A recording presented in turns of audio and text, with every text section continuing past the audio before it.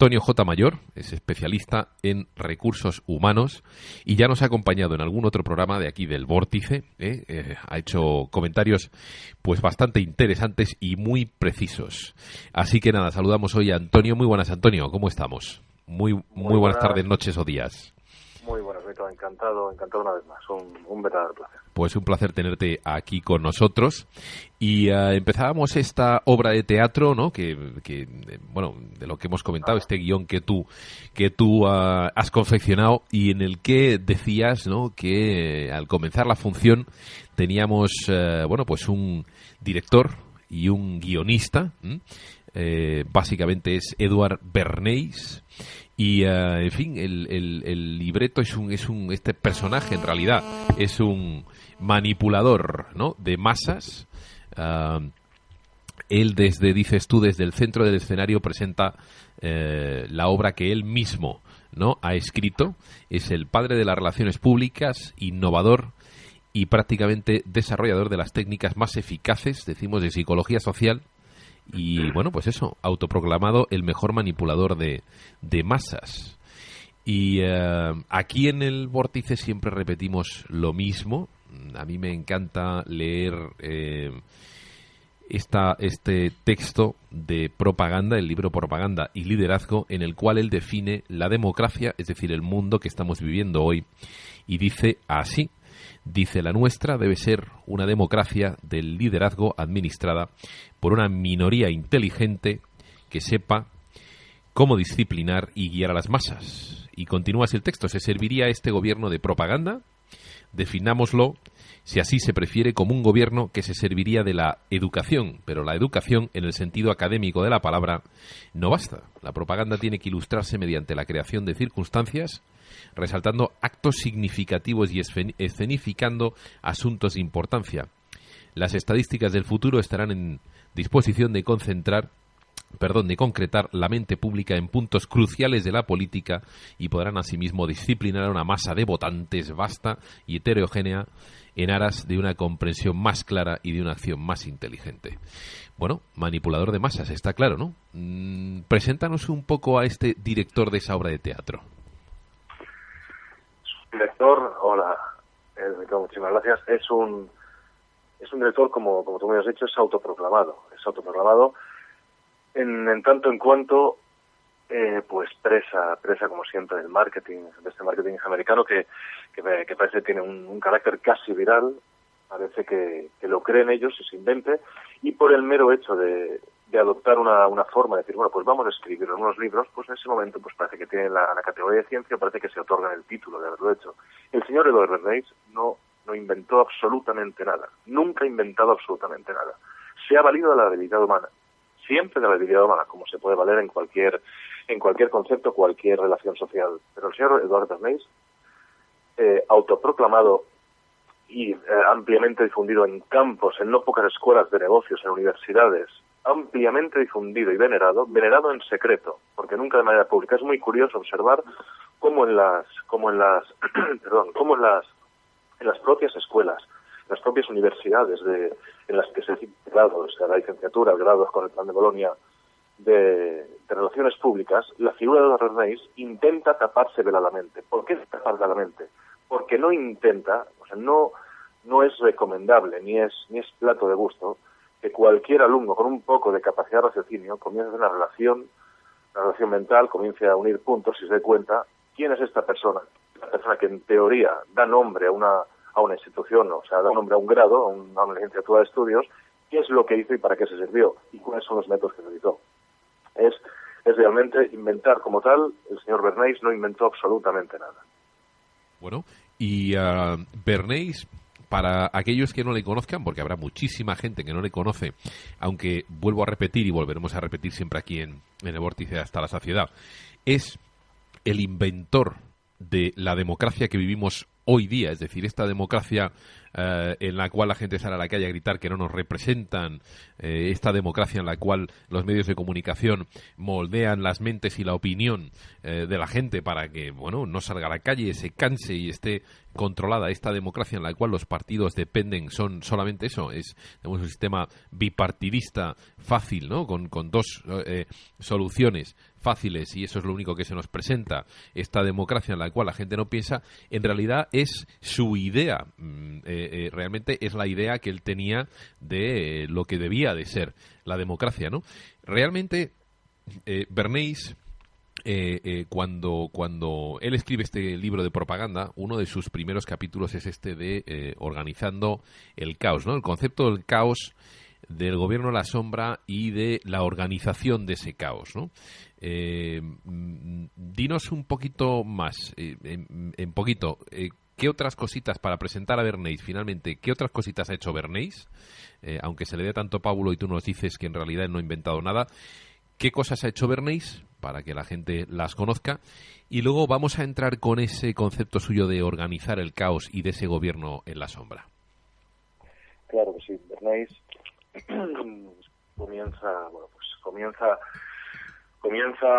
traslada a Estados Unidos, pues es una familia de migrantes, nacidos en Austria, se traslada a Estados Unidos. En Estados Unidos no tenía bien claro ni siquiera cuál era su vocación, comienza a estudiar, empezando trabajos, digamos, de sudor y manos, como él menciona en uno de sus escritos, trabajos de sudor y manos, hasta que llega un momento en el que, pues tiene la opción, el señor Bernays tiene la opción de incorporarse dentro del sector, digamos, de artes gráficas, de espectáculos, y pues se le presenta la posibilidad de representar o de actuar como lo que actualmente conocemos como son los agentes, como un agente de publicidad, si me dice el término, pues a la hora de promocionar o a la hora de defender los intereses que le pagan. Estos primeros intereses que fue precisamente la representación de una obra teatral, fue el defender la representación de una obra teatral, una pequeña compañía de teatro, y esta primera obra tenía un componente un poco complicado, un poco complejo en cuanto al entender a los prejuicios de la época, ya que esta obra, digamos, versaba sobre los problemas de una enfermedad que en la época, pues era bastante repudiado, por lo menos socialmente bastante marcada, como era la sífilis. Muy bien. Pues Bernays emplea para intentar que esta obra adquiera primero notoriedad en el país, en segundo lugar que adquiera la suficiente envergadura como para que tenga una publicidad adecuada. El señor Bernays pues utiliza una técnica que se denomina técnica de falso frente. Una técnica de falso frente, por supuesto, él no la idea, de acuerdo, simplemente la vamos a aplicar. ¿Qué es lo que hace el señor Bernays? El señor Bernays, en primer lugar, invita a unas personas de un prestigio social, fuera de toda duda, desde médicos, personas influyentes. Aquí tenemos una pequeña curiosidad. Estamos hablando de 1914, 1916. Bernays está recién llegado a Estados Unidos, tenía muy poco tiempo de estancia en Estados Unidos. Sí. Y resulta que Bernays tiene acceso, para que le ayudase en esta representación, para que le ayudase en la promoción de esta obra, ya tiene acceso al señor Rockefeller Jr. Tener la capacidad de tener acceso a una llamada directa a Rockefeller Jr., sí, una persona que no es conocida, que no tiene más allá de ser el sobrino de Freud, que por aquel entonces casi más Freud se sirvió de él que el de Freud, a la hora de difundir las ideas en el continente americano, pues ya deja un punto de decir, ¿cómo es posible que este señor tenga acceso 1 año y medio a una de las personas, probablemente la familia más rica del país? ¿Cómo es posible? Se queda ahí.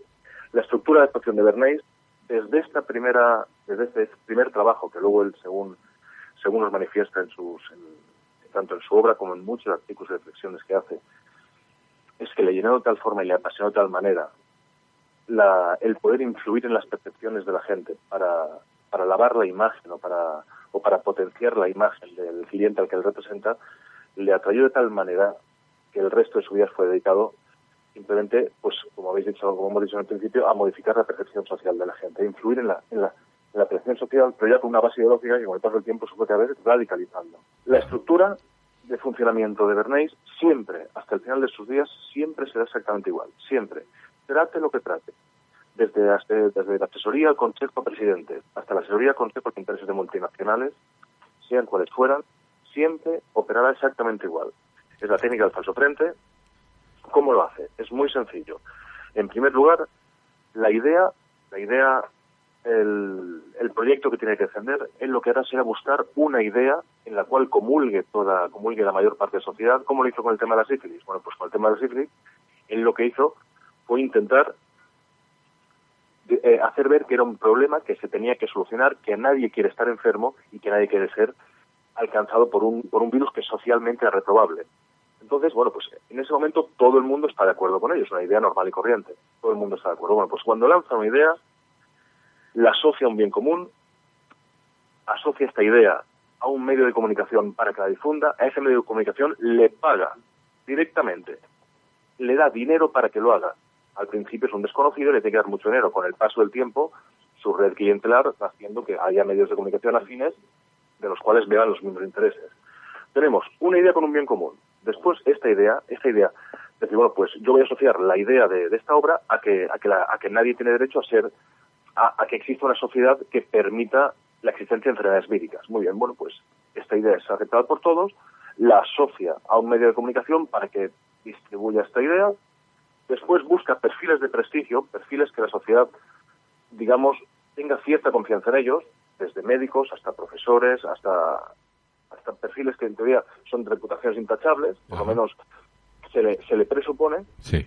Y de forma civilina porque nunca, ni una sola de las personas que dio la cara por él, o que participó en encuestas, ni una de las personas respondió directamente a la pregunta que le hacía. O sea, respondió directamente sobre el producto que él vendía. Nunca, siempre fueron en preguntas sesgadas que él luego utilizaba a su beneficio, poniendo al lado de la respuesta, al final de la respuesta, el producto que él quería vender. Luego hablaremos de ello si queréis. Claro, pues eso, entonces, después... tenemos, sí. Siempre, Sí. acabo ya con esto. Él siempre lo hacía igual. Él siempre busca una idea de interés social, un concepto que a la gente guste y decir, bueno, pues queremos que la sociedad americana no tenga enfermedades.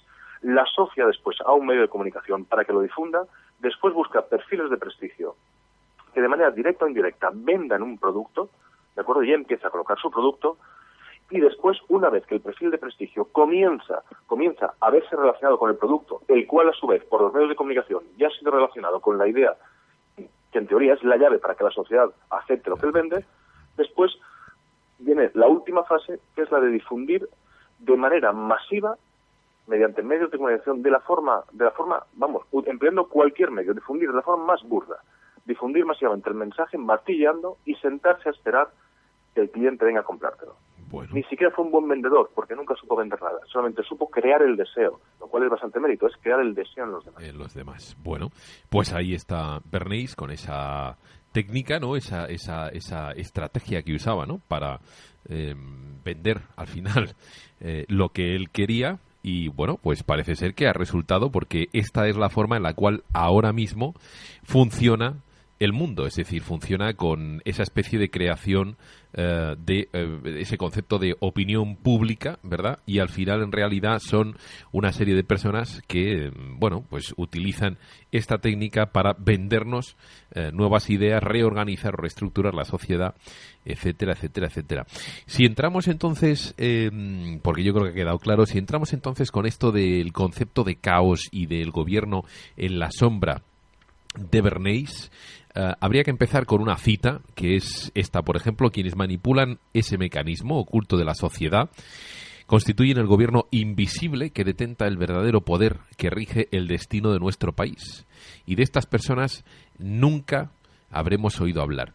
Esto lo decía Bernays en Propaganda, y entonces cuando se refiere, por ejemplo, a esa gente esa gente que está en las sombras, que manipula el mecanismo oculto de nuestras sociedades, ¿a quién se refiere? Es decir, al final, ¿quién va a ser quien manipule a la sociedad? Los actores que están en la sombra son evidentemente tres. Son quien posee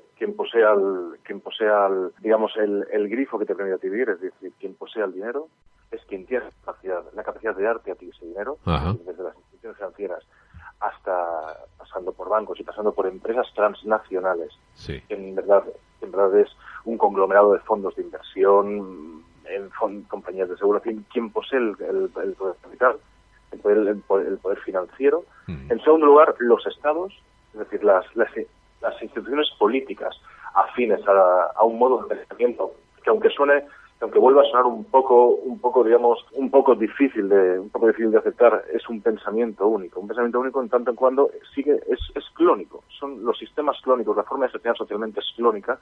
De acuerdo, el legislativo, el poder político que permite legislar, regular y cubrir una actuación de acuerdo acorde a ley, porque si fuera ilegal entonces tendría una difícil justificación social, es el segundo actor. Y el tercer actor en la sombra, si me permite la expresión, es por supuesto los medios de comunicación. Los medios de comunicación es la voz de ellos. El permitir que sea un bombardeo de unos medios de comunicación en cualquier sentido, luego ya veremos cómo existen muchas formas de hacerlo, en cualquier sentido estos medios de comunicación transmiten las ideas y hacen ver a todos los que escuchamos que no existe otra opción, o por lo menos si existe, desde luego no está siendo apoyada por nadie. Esta mezcla explosiva es quien permite, es quien gobierna, digamos, este gobierno en la sombra, este caos del que Bernays, como os he dicho antes, pedía que sería necesario que en el futuro hubiesen más mentes empresariales para que en este caos, que en teoría lo asocia como negativo para el ser humano, nos sacasen de este caos y nos ordenasen, nos colocasen una vida ordenada acorde a los gustos que él determinaba, acorde a la sociedad para la que él servía, en la que entre todos determinaron de que pues esta es la mejor forma para que nuestro rebaño siga sin rebelarse y nosotros podamos conseguir la mayor parte de ganancia. Pues estos son los tres actores principales. Muy bien, muy bien.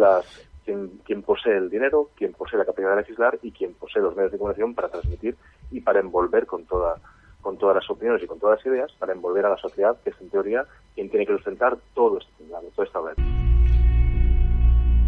En este vórtice especial Bernays, por llamarlo de alguna manera, especial sociedad de propaganda, especial, sociedad que te toca vivir. Y estamos hablando con Antonio Mayor, especialista en relaciones o en recursos humanos, no relaciones, pero recursos humanos, aunque ahí también hay relaciones.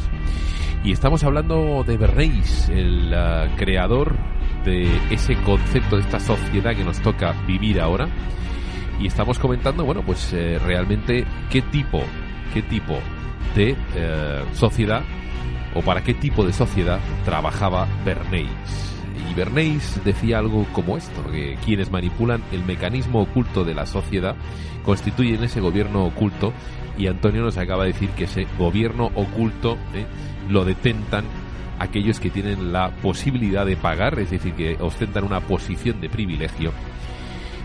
Privilegio es, por supuesto, principalmente ahora el dinero, que es la religión que nos rige a todos, y esa gente que ostenta el dinero, el capital, la mayor cantidad de dinero, puede pagarse a profesionales, puede pagar los medios de comunicación y puede comprar también gobiernos, evidentemente, para empujar a la sociedad en la dirección en la que les apetece.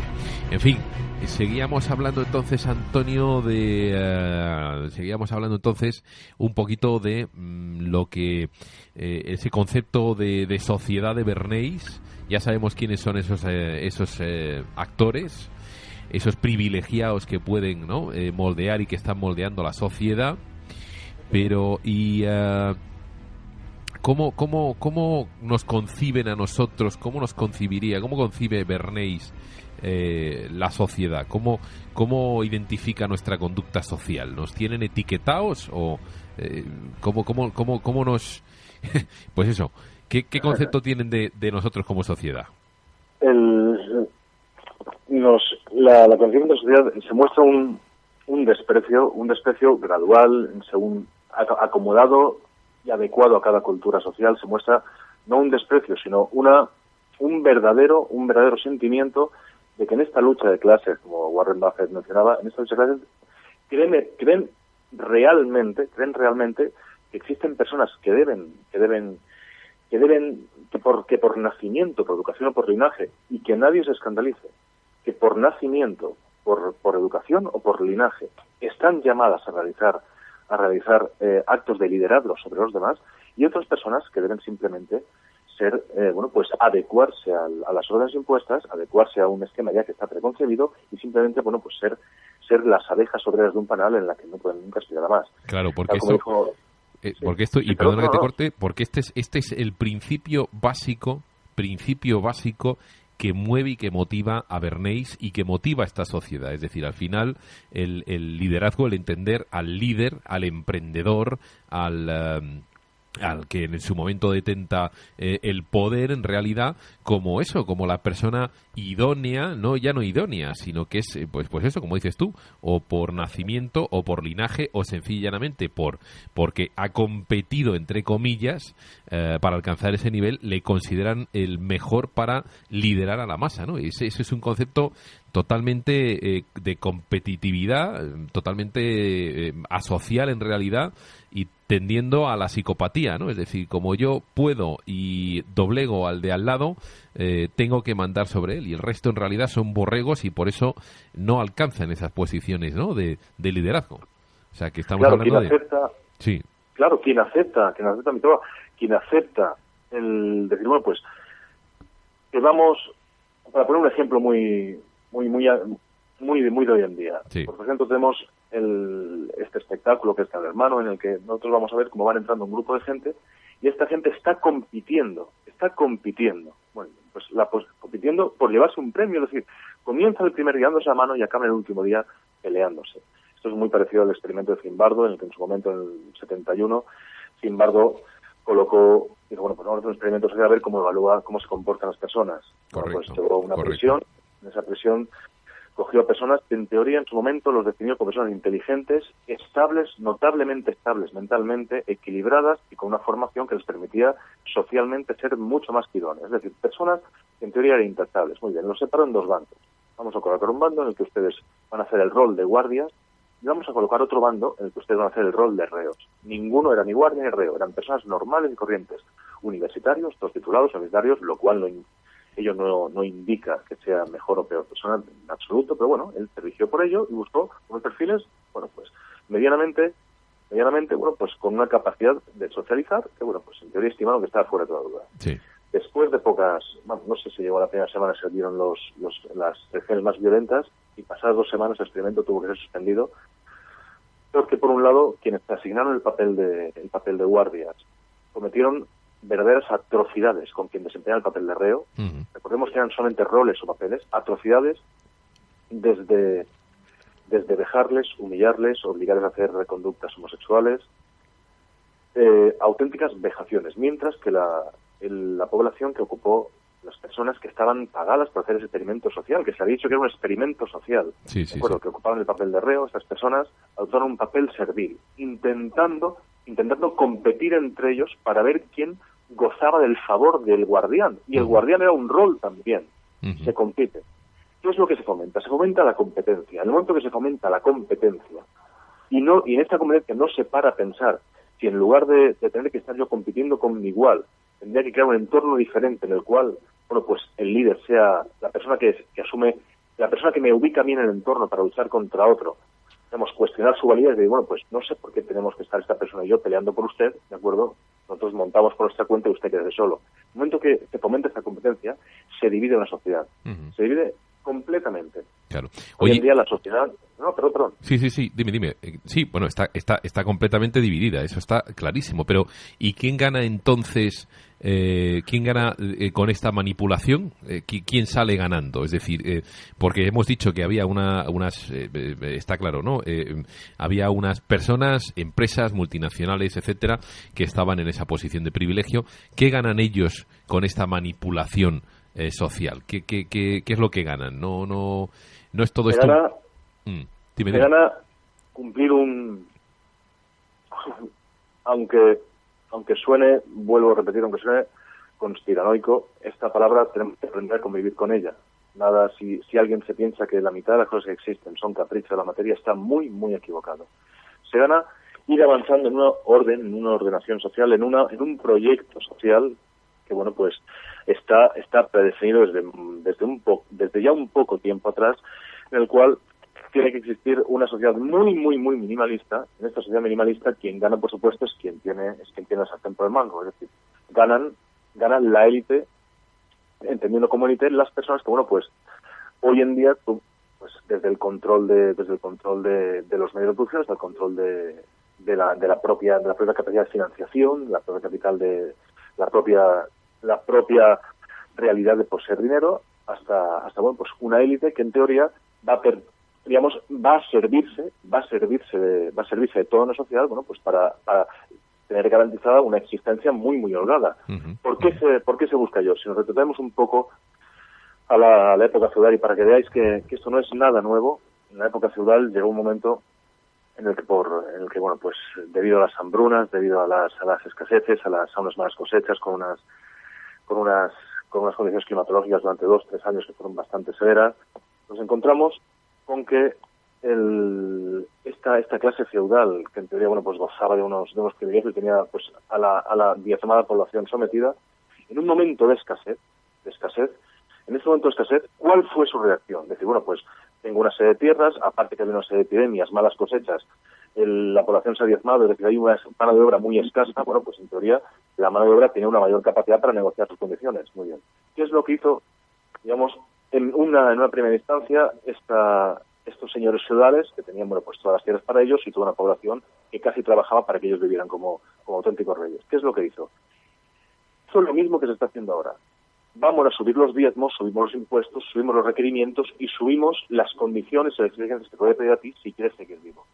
¿De acuerdo? Es lo primero que se va a buscar. Aquí se busca exactamente igual. ¿Quién va a ser beneficiado? Pues se le ha beneficiado todo un sistema social desde... Mirad, si me permitís, sin desviar un poco del tema, mucha gente se plantea, bueno, pues, ¿por qué España? ¿Por qué un país permanece dormido? Mire, un país permanece dormido porque existe una división social tremenda. Si hoy en día quisiéramos protestar por algo, yo quisiera que los que están escuchando se parasen a pensar. A la hora de intentar plantear cualquier cambio, en primer lugar, como si fuera una guerra norte y sur, o una guerra este-oeste, una guerra entre dos bandos, primero nos encontraríamos con el reto. La gente que tiene un trabajo sólido no quiere absolutamente hablar nada de cambio, le da igual las ideologías o las siglas políticas, no quiere nada, con lo cual tendríamos un primer enfrentamiento. Quien está trabajando con quien está desempleado, y salvo excepciones honrosas, por lo general, quien tiene ahora en una situación de crisis, en una situación de precariedad de empleo, de un paro de más acuciante, se opone a cualquier tipo de cambio, con lo cual es enemigo de quien quiere un cambio, es enemigo de quien está parado. Quien está parado tampoco es un bloque homogéneo, perdón. Quien está parado, habrá gente que tenga expectativas de un trabajo temporal o tenga expectativas, tampoco quiere mucho cambio, con lo cual no sea muy radical. Habrá otra gente que no tenga expectativas, bueno, tenga ciertos amigos, tenga amistades con las cuales dice, bueno, pues no me querría enemistar por si en un futuro también estará enemistada. Con lo cual tendríamos una sociedad dividida entre quien tiene un futuro medianamente estable, con quien no lo tiene, dentro de quien no lo tiene tendríamos quien tiene esperanza de tenerlo, con quien tiene ciertas amistades, con quien tiene ciertas relaciones. A su vez, todo este mare magnum, una vez determinado un pequeño grupo que digamos, pues vamos a movernos por el cambio, habría que empezar a hablar de las divergencias políticas. Si yo no quiero cambiar de esta forma, es imposible intentar, y no se intenta, una cohesión de sociedad, que es precisamente lo que perjudica a quienes se benefician, que son quienes ahora realmente estás viviendo en una situación como la que estamos viviendo. Estas personas están cada vez aumentando beneficios, aumentando la rentabilidad social, aumentando la rentabilidad económica, y el resto pues cada vez estamos yendo a menos. Uh-huh. Si no se hace una cohesión social, no existe una vía de salida, ¿no? Pero bueno, y todo esto, está claro que la división funciona y trabaja en favor de aquellos que tienen la sartén por el mango y que tienen la fuerza. Pero dos preguntas, que serían, una, ¿tú realmente entonces crees que a cualquier precio, es decir, que esta división y este proyecto en el cual se trabaja, esta manera de ver la sociedad para la cual trabajó Bernays, la quieren conseguir a cualquier precio? ¿Y tú crees que realmente esas multinacionales van a trabajar y van a destrozar esa sociedad que les da de comer? Intentando ser lo más directo en mi pregunta. O sea, es decir, ellos viven, y cuando decimos a ellos, me gustaría que tú me contases quiénes son ellos. Pero porque siempre decimos, en esto de la conspiración, como dices tú, esta palabra hay que olvidarla. Pero ¿quiénes son ellos? ¿Realmente están dispuestos a hacer cualquier cosa para conseguir su objetivo? Y su objetivo al final no es en realidad, si exprimes demasiado la naranja, perder todos esos privilegios que tienen. Los privilegios, perderlos. Bueno, los privilegios hace ya mucho tiempo que ellos son unas aves muy adaptativas, se saben adaptar muy bien al medio. En el momento que deja de interesarles el sitio en el que están, pues pliegan sus maletas y se van a otro y vuelven a hacerlo. ¿Quiénes son? Muy bien, pues vamos a poner un pequeño ejemplo. Tenemos, por ejemplo, los medios de comunicación, ¿no? Tenemos los medios de comunicación y, bueno, pues parece que en teoría intentan pues dar una información en la que creo que a poco que tenga dos dedos de frente nos daremos cuenta que es sesgada. Poner un ejemplo, yo quisiera, viésemos la tele, viésemos todos los canales de televisión, ¿de acuerdo? A las 3 de la tarde, a las 4 de la tarde, a las 8 de la tarde, miramos todos los canales. Los veremos muy diferentes, casi que podríamos identificarlos, mira, pues estos deben de ser los de 4, estos deben ser los del canal X, los de canal Y. Y ahora quisiera que hiciesen lo mismo y que lo hicieran a las 4 de la mañana. Si alguien es capaz de diferenciar un canal de televisión a las 4 de la mañana, soy yo capaz de invitar a una cena. Es imposible diferenciarlos. A las 4 de la mañana, todos los canales buscan tu dinero, todos. Quien no tiene un mago, un adivino, tiene un charlatán, que no tiene un charlatán, tiene un vendedor de aspiradoras, y que no tiene un vendedor de aspiradoras, que tiene un señor muy educado que sin ningún tipo de moral te está invitando a que juegues a la ruleta y te dejes su dinero. Todas las cadenas parece que ahí confunden, y parece que ahí confluyen en el mismo punto. Todas quieren tu dinero. Bueno, pues quien quiere tu dinero, o sea, quien tiene tu dinero, es las personas que están beneficiando. Tenemos los medios de comunicación, hay un colaborador muy bueno de nuestra casa de Vórtice, que es Enrique Boada, hizo una disección, vamos, maravillosa de los medios de comunicación, y nos daremos cuenta de que no existe hoy en día ni un solo medio de comunicación en España que no sea propiedad de los bancos, que no tenga un accionariado, bien por el BBV, bien por el Santander, bien por un conglomerado como el Grupo Planeta, el Banco de Sabadell, que después luego ha pedido a otro holding bancario. Todos los medios de comunicación, prácticamente su accionariado, es decir, tanto su accionariado como su componente crediticio, está en poder de los bancos. Y los bancos, a su vez, ponemos por ejemplo el banco BBVA, pero pensamos que Banco Bilbao Vizcaya Argentaria es un banco español, tiene muy poquito. Su accionariado, su máxima capacidad, el accionariado que tiene la capacidad de decisión, pues ese accionariado es americano. Entonces nos damos cuenta que al final todo va a reducir a 4 o 5 funciones, son 4 o 5 familias. ¿Con qué nos encontramos? Nos encontramos con que al final, como bien se cita en un libro, pues casi que son 9, 10 familias las que en verdad aglutinan todo este entramado financiero, poseen prácticamente toda la mayoría de relaciones empresariales que conocemos hoy por hoy, y a partir de ellas pues se produce un entramado de relaciones, de empresas, de representantes, de clientelismos, y con unos tentáculos que llegan hasta el último rincón del globo. De estas 9 familias, aunque suene un poco tántrico, en estas 9 familias, ¿de acuerdo? Vamos bajando un poquito la escala, pues nos encontramos con servilismo, nos encontramos desde políticos de segunda fila, políticos de primera fila, medios de comunicación, empresarios que van arrimando al viento que más sopla. Sería muy curioso conocer las principales empresas que hay en España, por ejemplo, las más conocidas. Podemos hablar de Mercadona, hablar de Corte Inglés, conocer sus orígenes. Si alguien tiene la curiosidad de conocer los orígenes, no es que se daría cuenta de sorpresa, se daría cuenta de auténticas atrocidades. Bueno, pues desde la persona que lo tiene todo hasta quien desea tenerlo, poniendo un ejemplo, estos señores jovencitos que te puedes ver ahora en los periódicos, parece que ahora se les pilla bastante, pues levantando una mano y haciendo un gesto fascista. Sí, de saludo al sol, vamos. Estos saludos, ¿de acuerdo? Estos pequeños cachorros, esto es el último eslabón de las personas que se quieren beneficiar. Esa persona haciendo ese saludo al sol, pues nos damos cuenta que luego resulta que es el tercero en la lista que aspira a una alcaldía, una concejalía, luego obtiene un puesto en una empresita, y así vamos subiendo hasta tener pues a la familia Rockefeller, la familia Rothschild, la familia X, que posee pues claramente el 30% de las empresas, entre empresas, filiales o empresas, pues que se están moviendo en todo el globo. Bueno, pues desde ahí hasta este chiquito que te levanta la mano con 15 años sin saber lo que hace, pero él sabe que haciendo esto pertenece a una élite, él imita algo, y bueno, pues si estas personas a las que yo les tengo precio realizan esto y les va bien en la vida, yo lo voy a imitar también, porque yo quiero ser como ellos. Bueno, pues desde uno de los miembros de la familia Rockefeller hasta esta persona que te está levantando la mano en la fiesta de un pueblo, esas son las personas que intentan beneficiarse a